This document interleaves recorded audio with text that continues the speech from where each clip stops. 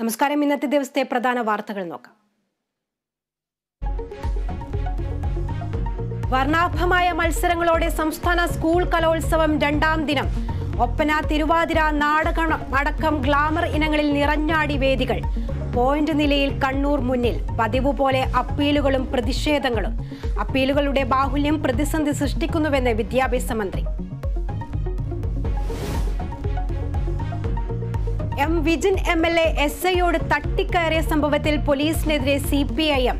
പോലീസിന്റെ വീഴ്ച മറയ്ക്കാൻ SI മനഃപൂർവ്വം പ്രകോപനം ഉണ്ടാക്കിയെന്ന് EP ജയരാജൻ. പ്രകോപിതനാകാനുള്ള കാരണം പോലീസിന്റെ മോശം പെരുമാറ്റമെന്ന് എം വിജിൻ. MLAയുടെ പരാതിയിൽ അന്വേഷണം. തിരുവല്ലം കസ്റ്റഡി മരണക്കേസിൽ പോലീസുകാരെ പ്രതി ചേർത്ത് CBI.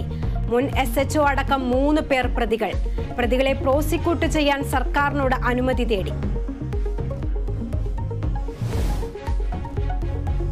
BJP അംഗത്വമെടുത്ത വൈദികനെതിരെ ഓർത്തഡോക്സ് സഭ നടപടി. നിലയ്ക്കൽ ഭദ്രാസനം സെക്രട്ടറി ഫാദർ ഷൈജു കുര്യനെ എല്ലാ ചുമതലകളിൽ നിന്നും നീക്കി. വൈദികനെതിരായ പരാതികൾ അന്വേഷിക്കാൻ കമ്മീഷനെ നിയോഗിക്കാൻ ശുപാർശ. ശബരിമലയിലെ അരവണ വിതരണ പ്രതിസന്ധി പരിഹരിക്കാൻ നടപടിയുമായി ദേവസ്വം ബോർഡ്.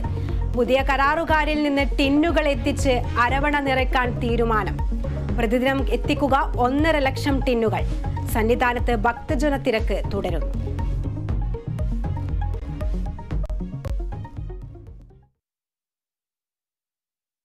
വിശദമായ വാർത്തകളിലേക്ക്. കല്യാശ്ശേരി MLA എം വിജിൻ SIയോട് തട്ടിക്കയറിയ സംഭവത്തിൽ പോലീസിനെതിരെ ആരോപണവുമായി CPIM. പോലീസിന്റെ ഭാഗത്തു നിന്നുമുണ്ടായ വീഴ്ച മറയ്ക്കുവാൻ SI മനഃപൂർവ്വം പ്രകോപനം സൃഷ്ടിക്കുകയായിരുന്നുവെന്ന് LDF കൺവീനർ EP ജയരാജൻ പറഞ്ഞു. പ്രശ്നങ്ങൾ